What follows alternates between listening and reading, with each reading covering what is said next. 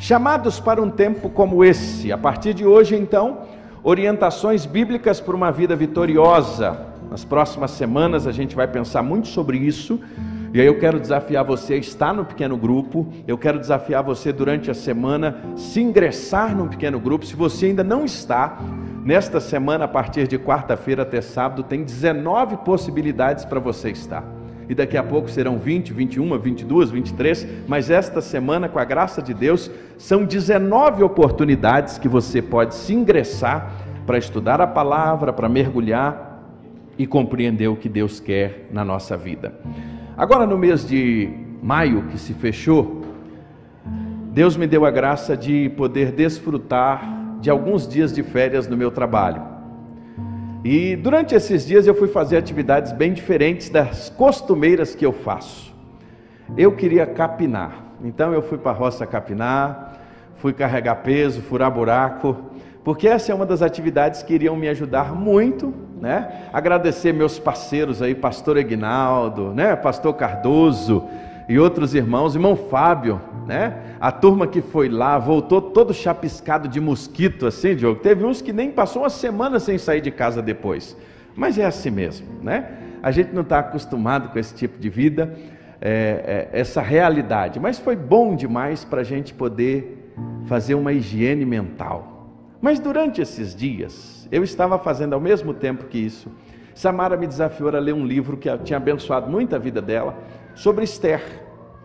E aí eu mergulhei nesse livro e comecei a ler o livro, e comecei a estudar sobre Esther.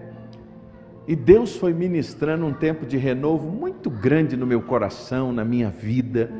E para mim foi muito abençoador o que Deus falou comigo no mês de maio. E eu vinha pedindo ao Senhor e orando assim: Deus, me dá, ó Deus, o que o Senhor quer falar ao nosso coração como igreja. Porque a gente está vivendo um tempo tão difícil. A gente vive um tempo onde muitos de nós temos enfrentado lutas, adversidades, enfermidades. Muitas famílias sofrendo, muitas famílias passando momentos desafiadores. E o nosso povo, de alguma forma, o povo de Deus nessa terra, de alguma maneira sendo pressionado todos os dias. E isso não é nada novo para nós. Isso não é para nós nada que venha de fato ser diferente daquilo que a palavra de Deus já tinha nos dito, porque o Senhor Jesus, escrevendo ao pastor Timóteo, usando Paulo, melhor dizendo, para escrever a Timóteo, ele vai dizer: todos aqueles que querem seguir a Cristo piedosamente serão perseguidos. Hoje na escola bíblica nós crescemos demais aprendendo. Nós estamos agora neste módulo trabalhando as lutas do cristão. Então na escola, no culto, no pequeno grupo, a gente vai ter mais ou menos o mesmo eixo temático para alimentar o nosso coração na palavra, para que como discípulo de Jesus, eu tenha as armas espirituais corretas para enfrentar as batalhas desse tempo. Há um equívoco muito grande na nossa sociedade em achar que as nossas batalhas são políticas e ideológicas. Há um equívoco muito grande da nossa geração em achar que a nossa luta como um cristão está apenas no campo da ideologia. Não! A palavra de Deus vai nos dizer que a nossa luta não é contra carne ou sangue, mas contra principados e potestades, porque o inferno, o reino das trevas, ele é especialista em matar, roubar e destruir. Mas graças a Deus que Jesus Cristo, que nos dá a vitória, ele veio para nos dar vida e vida em abundância. E é nele que cremos, e é por isso que o nosso foco é nele. Mas ao olhar esse tempo, como você enxerga a nossa geração? Quantas vezes nós temos ouvido nos últimos dias? E aí eu te pergunto, quantas vezes nos últimos dias você ouviu alguém dizer assim: eu estou cansado? Seja sincero, quem ouviu ou falou isso nos últimos dias? Levanta a mão comigo aqui, pode levantar, e dizer assim: gente, eu estou exausto. Aí agora que chegou junho, a gente olha e fala assim: meu Deus, já está na metade do ano, mas ao mesmo tempo dizendo assim: mas ainda está na metade. Parece que a gente já viveu tantas coisas, mas ao mesmo tempo nós estamos cansados. nós estamos sobrecarregados, e muitos de nós estamos vivendo e sendo dominados pela ansiedade, sendo dominados pela dor, sendo dominados pelas circunstâncias, sendo dominados pelo medo do amanhã, as incertezas. E quando a incerteza abate o nosso coração, e se nós não tivermos, Derlei, as armas bíblicas corretas para entender o mundo em que a gente vive, nós podemos sucumbir. E aí a gente vive um tempo, às vezes, que tem hora na nossa jornada, Hamilton, que a gente dá parece que Deus não está nos ouvindo. Não sei se você já teve passou essa crise assim na sua jornada de fé. E aí tem hora que eu já contei para os irmãos, eu conheci uma senhora, que ela, né, nesse momento da crise de fé, ela pegava assim o documento, né, e era muito engraçado, e ela pegava a identidade e ela começava a marchar lá no quintal dela, ela dizia assim: Jesus, meu nome é José Fabrício, o Senhor me conhece, eu sou o teu filho, lembra de mim, Jesus. E era o jeito dela, de alguma forma, tentar chamar a atenção de Deus, como se Deus não a estivesse ouvindo. Tem momentos de vida e da jornada, pastor Eguinaldo, que nós estamos assim. É por isso que nestas horas, o livro de Esther é um livro extraordinário para fortalecer o nosso coração. Sabe por quê, pastor Jonatas? Porque o livro de Esther, em nenhum momento aparece o nome de Deus, mas em todo tempo Deus está guiando a história. O que eu quero dizer para você com isso? Que na jornada da nossa vida, tem momentos em que nós não enxergamos, que parece Deus não estar presente, parece que Deus sumiu, parece que Ele nos abandonou, parece que Ele não está aparente a nós, mas é nessas horas que, como no livro de Esther, nós vamos aprender que Ele continua governando e dirigindo todas as coisas, porque Ele é Deus. E aí eu queria que você, que ainda não abriu a sua Bíblia em Esther, Esdras, Neemias e Esther, Jó, Salmos, Provérbios, está no meio da Bíblia, para facilitar, abre o meio da Bíblia, você está com a Bíblia impressa, ou no aplicativo é mais fácil, que a lista fica bem, mas aciona aí o aplicativo.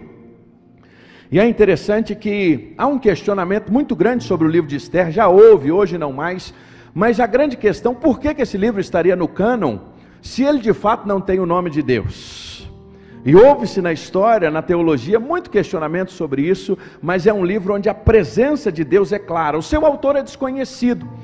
John MacArthur, um excelente biblista, um excelente teólogo, nas suas menções acerca do livro, ele menciona que há uma suspeita em que o livro de Esther poderia ser escrito, por exemplo, por Esdras, por Neemias, ou ainda o livro de Esther poderia ser fruto de uma história descrita pelo seu primo que a criou, Mordecai. No entanto, ninguém fecha nenhum desses pontos. E aí eu queria lembrar você, traz o seu caderninho para você ir anotando, que a gente vai juntos estudar a Bíblia. Então, o autor de Esther é desconhecido, mas isso para nós não tem muita importância acerca de quem seria o seu autor, em virtude daquilo que ele de fato nos fala. Esther e Ruth são os dois livros do Antigo Testamento que homenageiam mulheres, e é interessante que no Novo Testamento, olha que outra informação que nos chama a atenção, em nenhum livro do Novo Testamento cita o livro de Esther.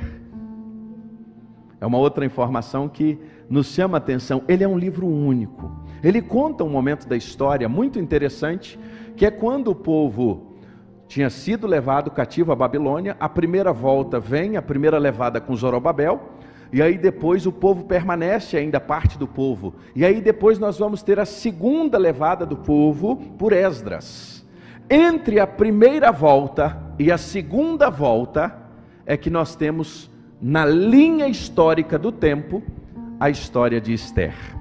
E é justamente neste tempo em que nós temos aí, a partir do verso 1, onde nós podemos começar a ler e a compreender a história de Esther.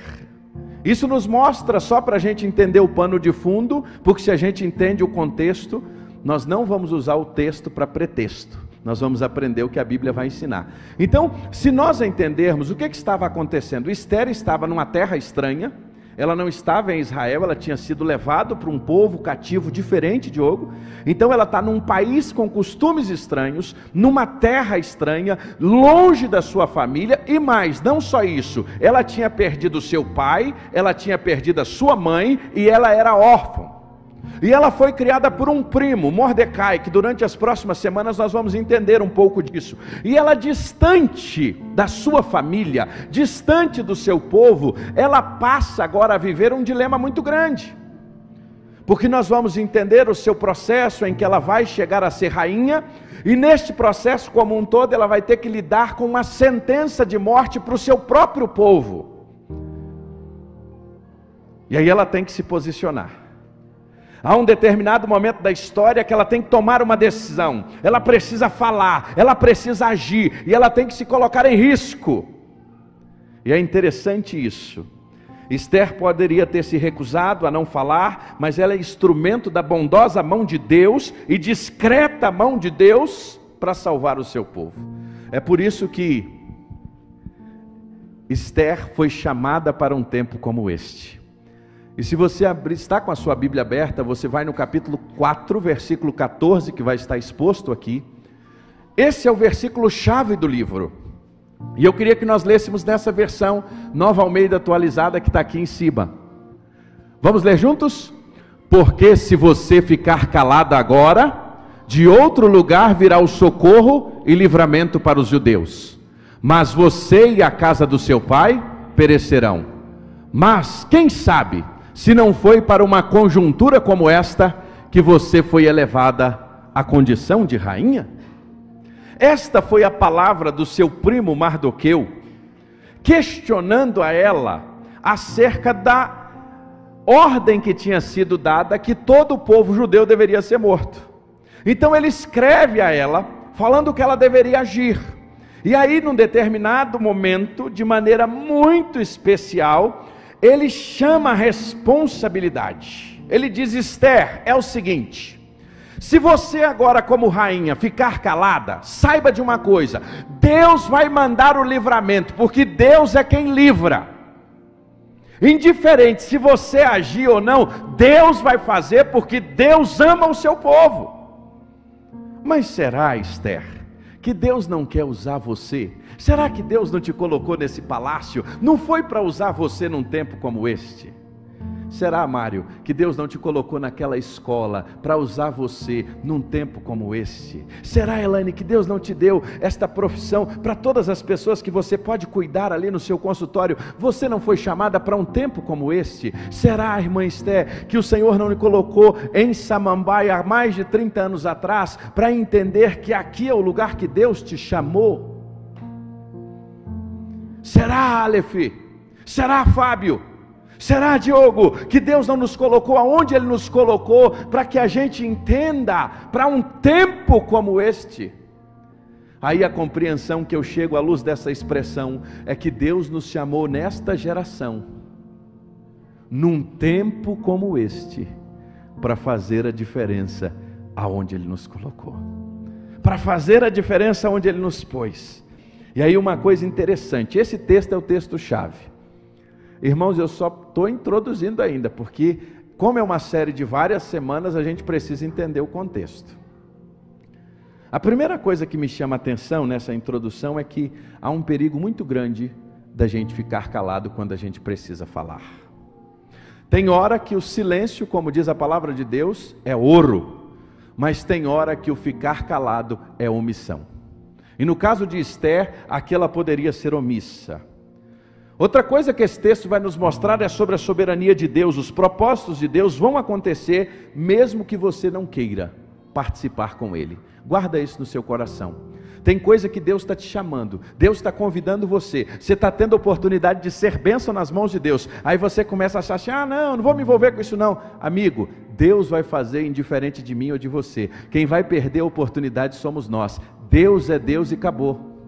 Ele não precisa de mim, Ele não precisa de você. Ele nos dá a graça, Rogério, de ser instrumento nas mãos dEle. Aí às vezes a gente faz assim uns biquinhos na nossa jornada, né? Mais ou menos assim, não, rapaz, é oportunidade de Deus na nossa vida. Ou a gente vai e é instrumento nas mãos do Senhor, ou a gente é nós, eu e você, que perdemos a chance.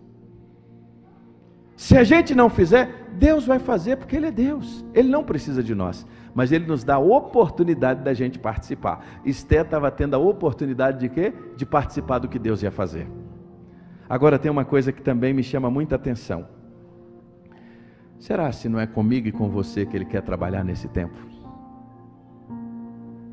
Será que não é com você que veio aqui hoje e que você está perguntando, Deus, o que o Senhor quer comigo? E Ele já está falando com você, e Ele já está te dando a resposta, porque Deus chamou você para este tempo.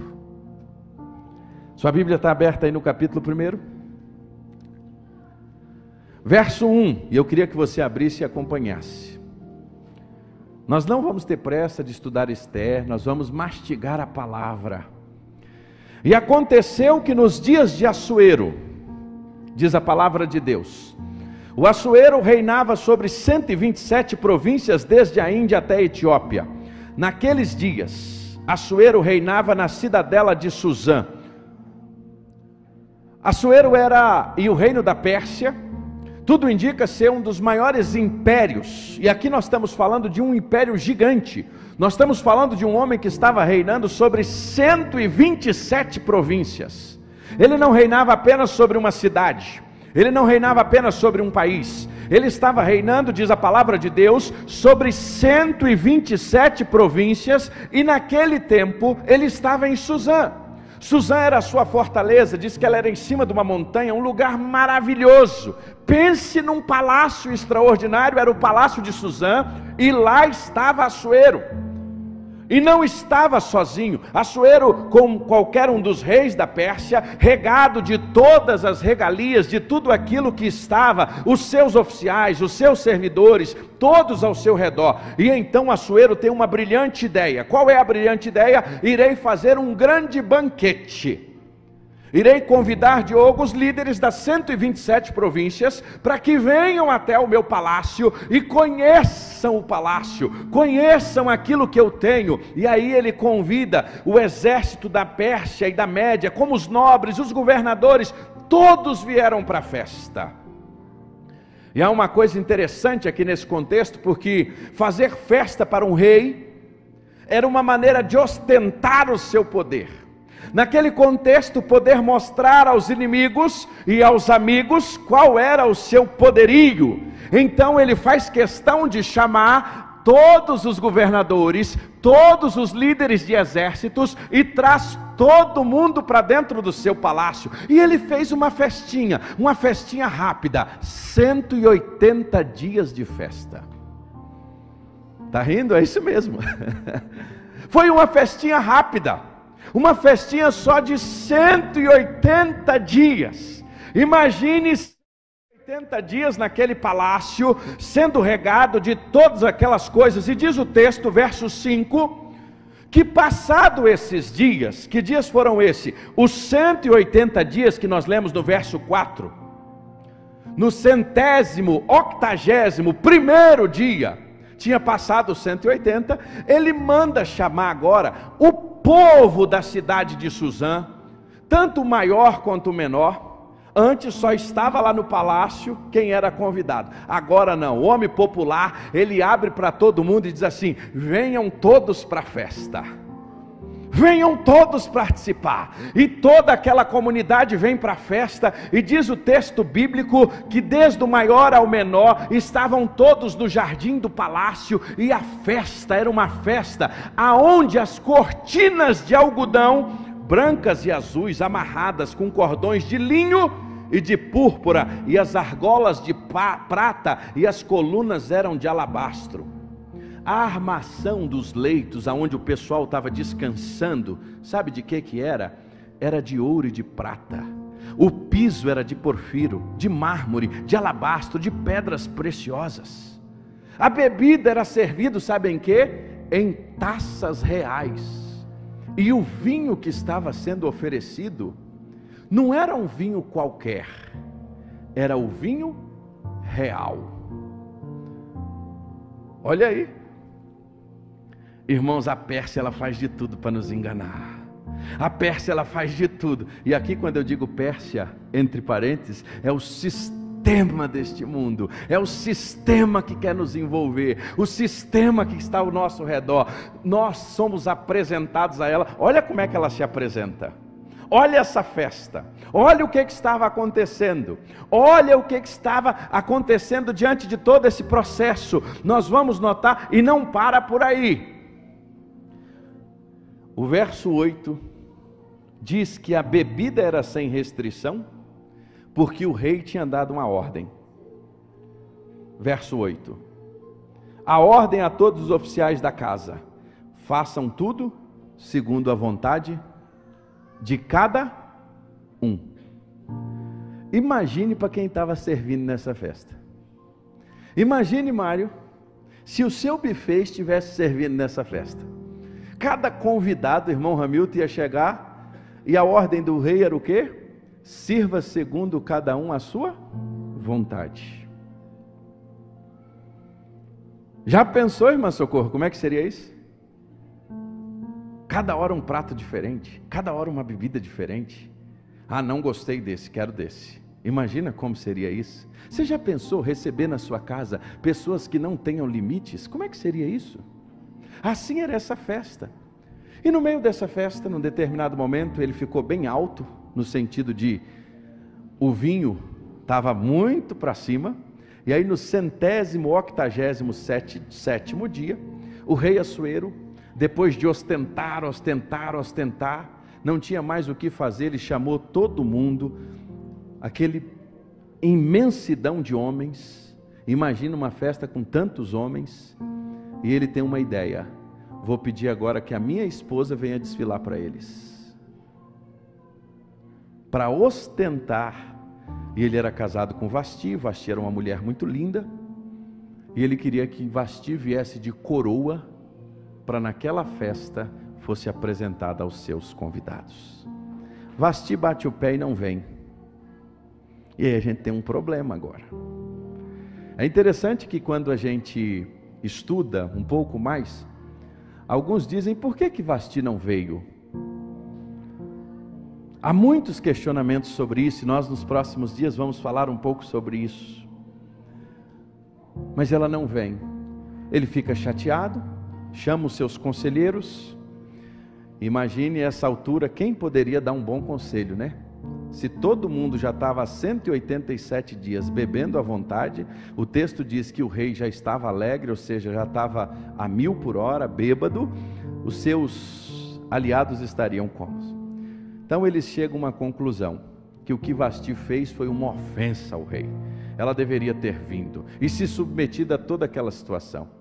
Então, para que isso não aconteça em mais nenhuma província, e nenhum líder das províncias passem vergonha com as suas esposas, nós vamos fazer um edito real. O camarada ficou nervoso, ficou bravo. E o edito era o seguinte: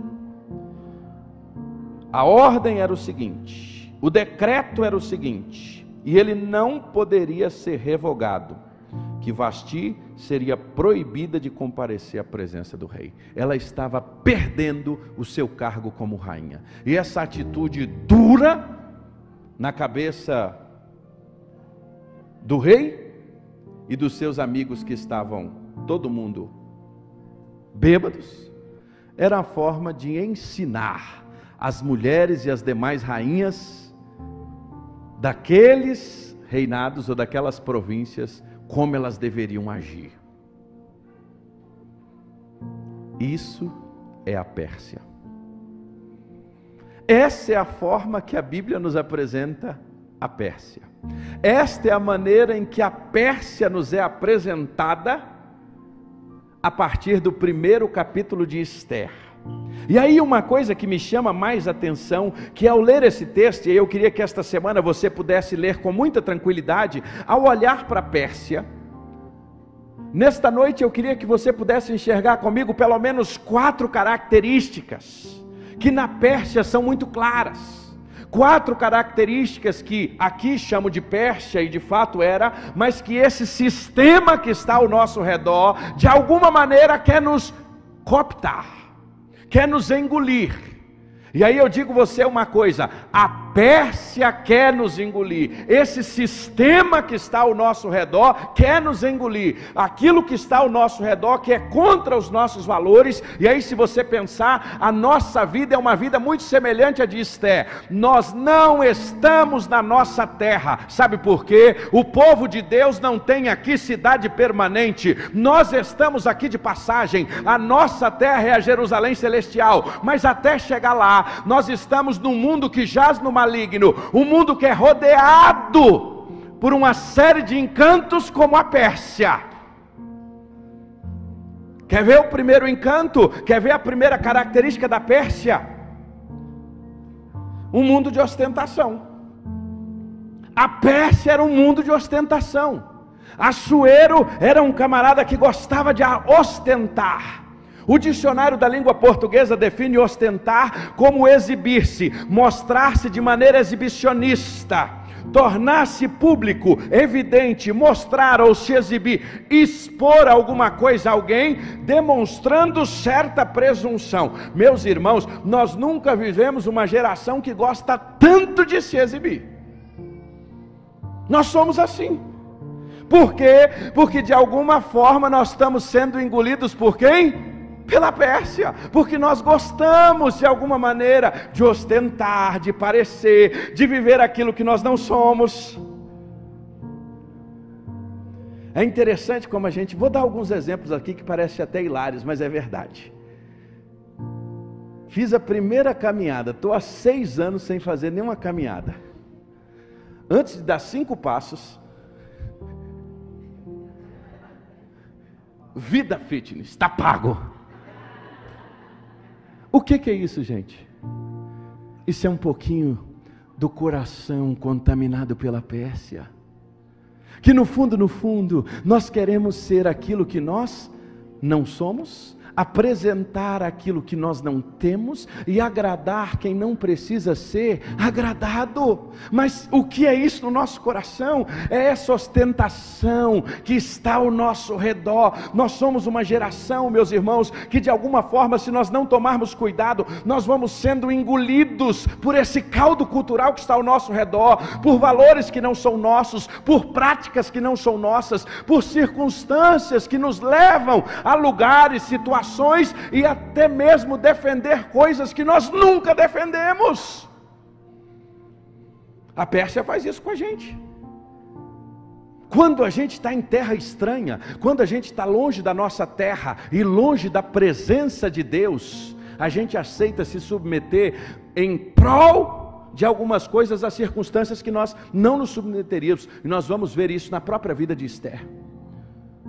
Mas uma coisa que nos chama a primeira atenção aqui é que o mundo é um mundo de ostentação, e muitas vezes essa necessidade de ser o centro das atenções, de querer ganhar um joia que o João me ensinou que é like, a gente está disposto a qualquer coisa. A gente está disposto a abrir mão dos nossos valores, a gente está disposto a abrir mão das nossas crenças. E aí uma coisa interessante, no caso de Assuero, para muitos, era uma forma de mostrar poder, força. Era o desejo que as nações, irmão Josimar, ao redor, os oponentes pudessem ver que ele era o rei, que ele era o homem mais rico do mundo. E as joias na mão de um rei indicava que ele de fato tinha poder. Esta questão de joias e de ouro nas mãos era tanto sinal de poder que muitos guerreiros do Império Persa iam guerrear com os dedos cheios de ouro, para dizer o quê? Nós somos imponentes, nós temos poder, nós temos autoridade. Será se nós não agimos assim, gente? Será se a nossa geração não age dessa maneira? Será se a gente não vive no mundo dessa forma? E aí eu digo a você, se nós não tomarmos cuidado, nós vamos ser engolidos pela Pérsia, nós vamos ser engolidos por esse sistema. Primeira característica da Pérsia, qual é ela? Ostentação. Qual é a principal característica desse tempo? tentação. Irmãos, o dinheiro de plástico está levando a gente a viver escravizado por ele. Porque a gente passa a ter um limite que a gente não tinha, que é um dinheiro que a gente não tem. A gente gasta o que a gente não tem para agradar quem não precisa ser agradado. Essa é uma verdade. Tudo isso para quê? Para ostentar. E essa é uma realidade. E aí, sabe qual é a segunda característica da Pérsia? Ela se encontra aí no verso 8. Bebiam sem restrições, como estava escrito e ordenado pelo rei, a todos os oficiais que fizessem segundo a vontade de cada um. Aqui a Pérsia nos mostra uma vida muito parecida com a nossa geração, um tempo sem regras. Olha como é que um livro escrito há 450 anos antes de Jesus é tão parecido com a gente. Você já parou para se perguntar? Por que um livro escrito há 450 anos antes de Cristo tem características tão comuns com as nossas? Sabe por quê, irmã Érica? Porque o homem que estava na Pérsia é o mesmo que está aqui hoje, e o seu desejo é o mesmo, de querer ser Deus. Esse é o problema. Esse é o grande equívoco. E a segunda característica da Pérsia é um mundo sem limites. Na Pérsia cada um vive segundo a sua vontade. E aí isso é interessante. Aonde cada um vive segundo a sua vontade, o reino de Deus não está. Porque no reino de Deus, a própria oração do Pai Nosso nos ensina: seja feita a tua vontade e não a minha vontade. A nossa geração tem extrema dificuldade com o Pai Nosso, porque o Pai Nosso tira a nossa vida do centro. O Pai Nosso nos tira de ser o centro das atenções e coloca o Pai, que é o Senhor, no centro, e diz: não a minha vontade, mas a tua vontade. Porque no fundo, o meu e o seu desejo, o desejo humano, é o mesmo desejo que atraiu Eva e Adão, de querer ser Deus. E quem quer ser Deus tem muito problema com regras. Esse foi o problema de Satanás. Esse é o problema de Eva. Esse foi o problema de Adão.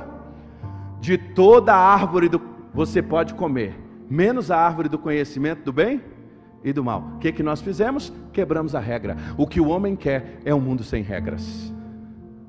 O que o homem quer é um mundo onde não há valores absolutos.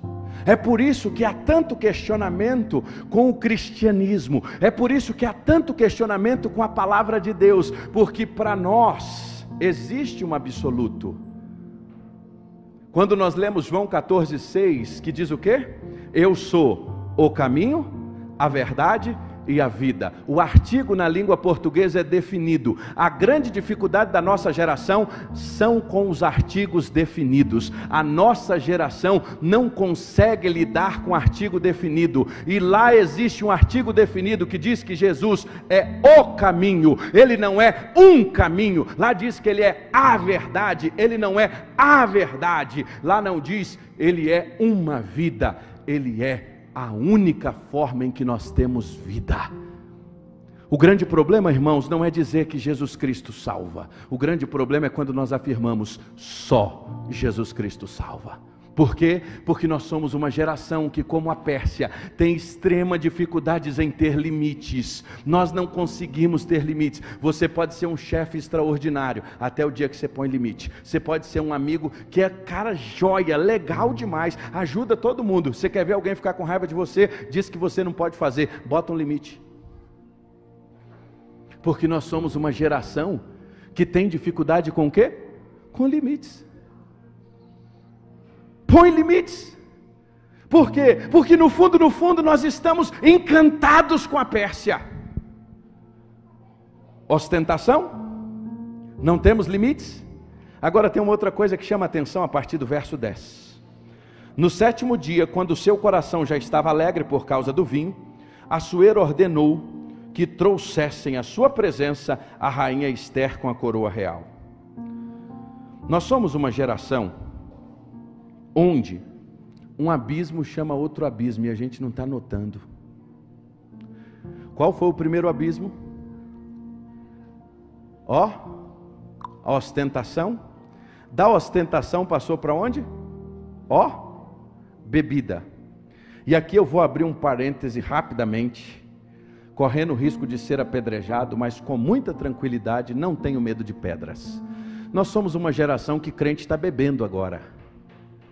Que tristeza, irmãos. Que lástima isso na nossa geração.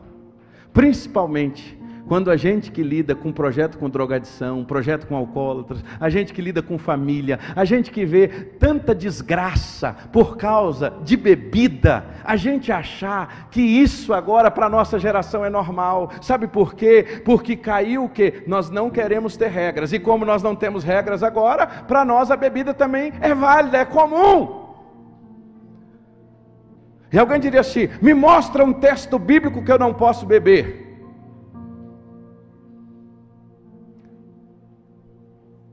Há inúmeros textos que vão nos mostrar. Não é a questão do poder ou não poder. A grande questão é a consequência desta atitude. Um rei, se ele tivesse sóbrio, ele não iria fazer o que ele fez. Tem muita gente que quando está sóbrio não faz o que faz. Tem muita gente quando está bem. E aí nós temos vários irmãos aqui que são militares e sabem disso. Quantas ocorrências que são atendidas, que chega lá o camarada está o quê? Alcoolizado. Qual o resultado? É no trânsito, é em casa, é na família, é em diversos lugares. E para nós achamos agora que isso é o quê? Normal. Sabe por quê? Porque a Pérsia está nos encantando. E a Pérsia não tem o quê? Limites. A Pérsia não tem em nenhum momento limites. E agora um abismo está chamando outro abismo. Esse camarada, ele ostentou, agora ele aceita, ele começa a agir de maneira sem limites, ele toma todas, e tomando todas agora como rei, ele faz algo que de fato é terrível. Ele começa a colocar a sua esposa e a sua família diante de uma situação extremamente humilhante. Imagine uma festa onde a grande maioria eram homens que estavam bêbados. Aí você pega a sua esposa e diz assim: agora, querida, você vai desfilar para eles te verem. É só bêbado mesmo para fazer um negócio desse. Que qualquer ser humano, Cristian, em plena consciência, iria fazer isso, Henrique? De forma alguma. Um abismo chama outro abismo. A ostentação, a ausência de regra, a bebida sem limites.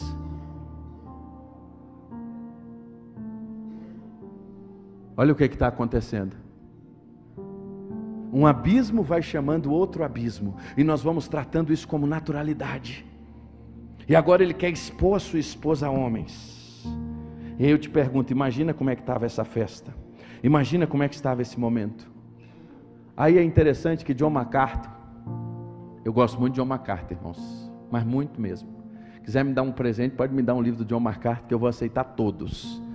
Porque é um teólogo muito coerente, muito conservador, é alguém bíblico. O John MacArthur disse que a razão pelas quais, dentre as muitas, registrado que Vasti poderia não ter sugerido a ideia do seu marido, é que aquela reunião, permeada de pecado e de bebida, só ia gerar lascívia. E não se pode afirmar, tem uns teólogos que são mais, que alguns dizem que até o desejo de Assuero mesmo é que ela fosse apenas de coroa. E há outros que dizem que ela poderia estar grávida de Artaxerxes, e ela não queria se expor àquilo. Mas como um abismo chama outro abismo, ali está aquele homem agora, ostentando, não tinha limites, cheio, perdeu a sobriedade. E o homem, como perde a sobriedade, um abismo chama outro abismo.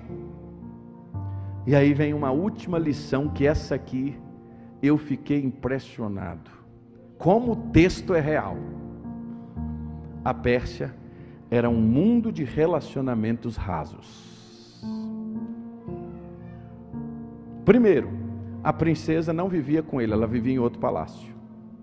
Por que ela vivia em outro palácio? Porque ele tinha um harém. Então ele poderia procurá-la quando ele desejava, e nesse intervalo ele ia tendo relações com as mulheres do seu harém. Ou seja, não existia relacionamentos profundos. Eram relacionamentos rasos, relacionamentos superficiais na Pérsia.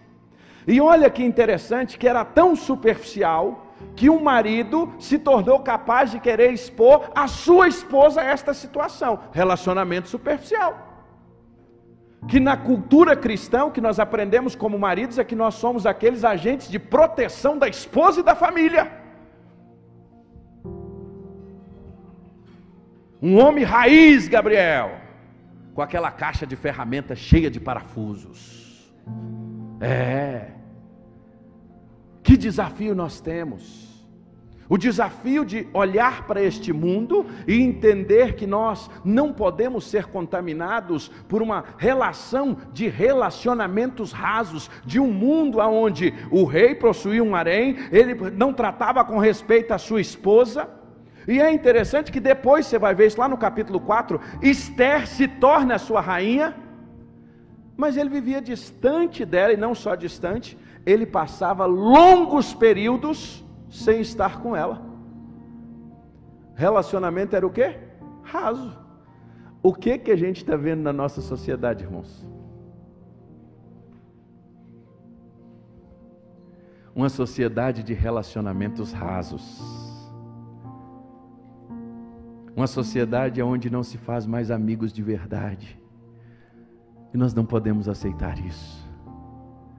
Uma sociedade onde amizades verdadeiras e leais, relacionamentos profundos, duradouros, são trocados por coisas tão banais. Sabe por quê? Porque a Pérsia está nos encantando. Quais são as características da Pérsia? E eu vou parar por aqui hoje, só no primeiro capítulo. A Pérsia, ela é para nós um mundo de ostentação. A Pérsia é para nós um mundo onde não há limites. E sabe qual a maior expressão para um mundo que não há limites? O importante é você ser feliz. Já viu essa frase? Se você é feliz, tudo pode. Se você é feliz, está valendo tudo. Isso é a Pérsia. Isso é os valores desse mundo. Se você está feliz, aí o colega diz assim: você está feliz? Ah, não, meu casamento tá um problemão lá. Ih, você não está feliz. Olha os relacionamentos rasos desse tempo. Larga desse camarada, vai viver com outro. O importante é o quê? Você ser feliz. Isso é a desgraça do diabo na nossa cabeça, irmãos. Todos os dias. Porque nós somos uma geração que não aprendemos e temos sido lidados a achar que não há limites. E aí nós achamos... E vamos viver assim, aí entramos sem limites, aí um abismo vai chamando outro abismo. E qual o final de tudo isso? Uma sociedade onde os relacionamentos são líquidos. Bauman, lê Bauman, vale a pena ler Bauman, sociólogo que tem nada a ver com o nosso mundo, vem de outro mundo, mas desde 2000 ele já falava, o amor vai se tornar líquido, a sociedade vai se tornar líquida, aonde você está, tudo vai se desfazer, porque nós vivemos num mundo onde não há valores absolutos. E como não existe regras, como não existe valor absoluto, olha a sociedade que nós estamos. Agora, eu te contei toda essa história, só para te dizer uma coisa. Sabe qual é o maior perigo de tudo isso? É nós que conhecemos a Jesus, achar que isso é tudo normal. É a gente achar, Diogo, que esses valores agora são todos normais, que a Pérsia é o nosso lugar. Esse é o maior perigo. É esse, Gustavo, o perigo que a gente corre, a gente começar a gostar da Pérsia e esquecer que a nossa casa é a Jerusalém. Vou repetir isso. O nosso grande perigo é gostar da Pérsia e esquecer que a nossa casa é Jerusalém.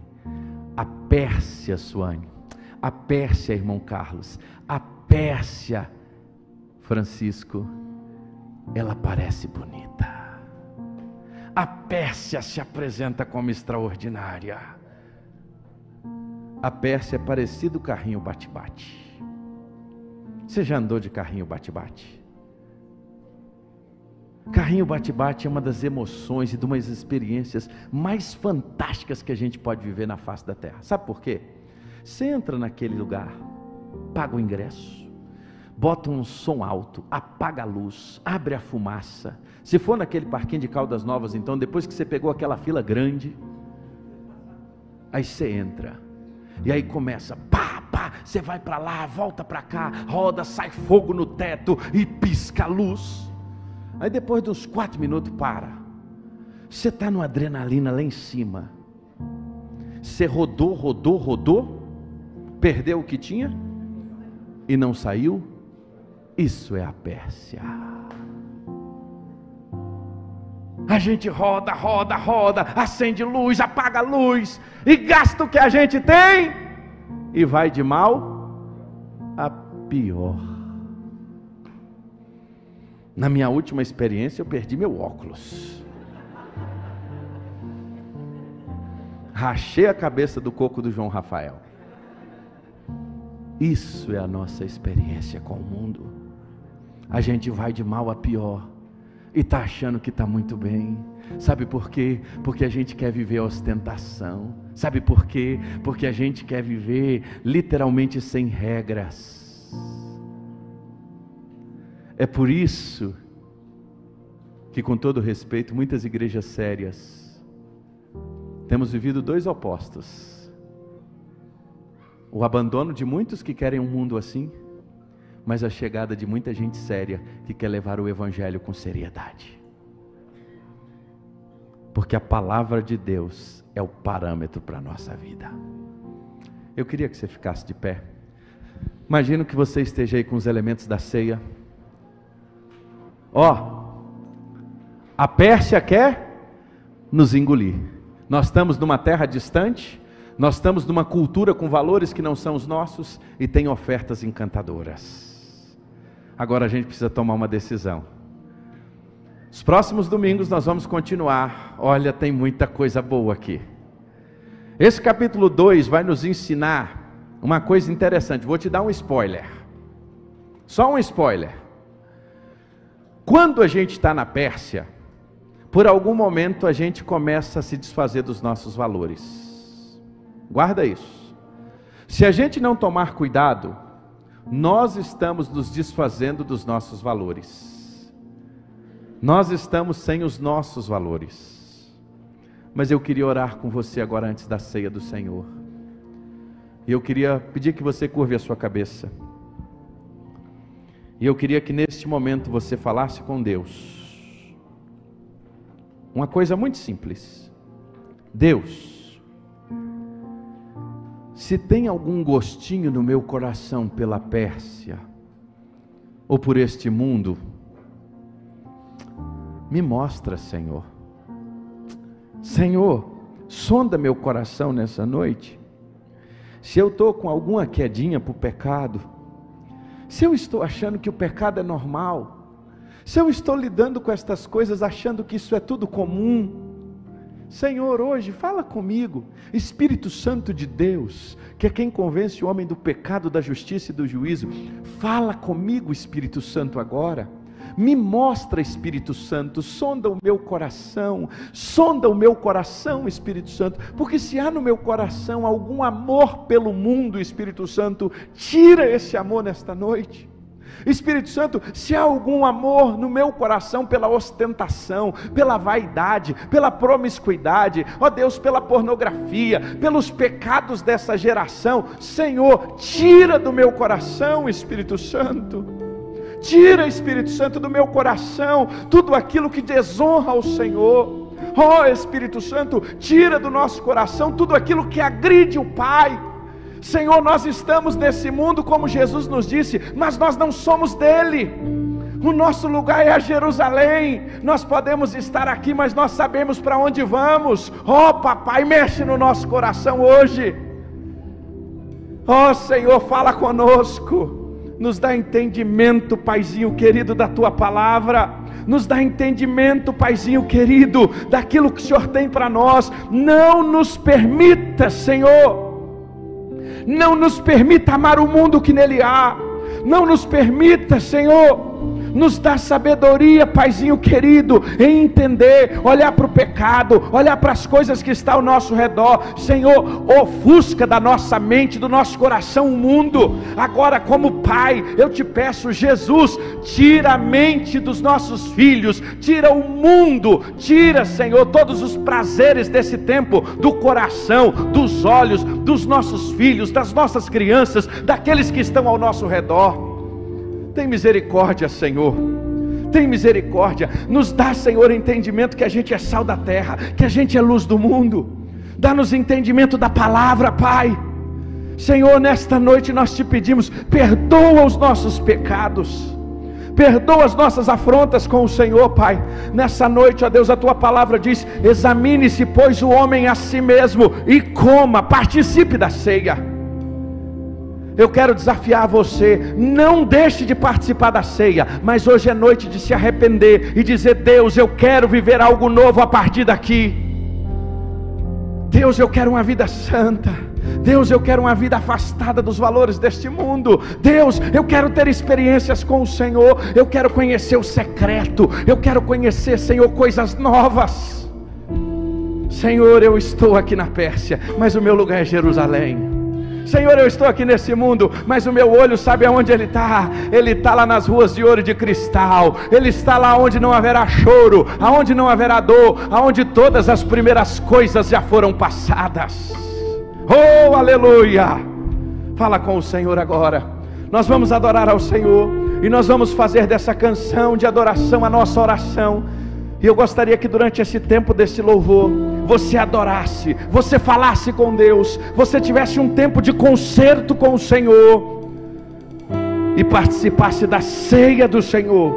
Que cada um examine-se, pois, a si mesmo, e coma.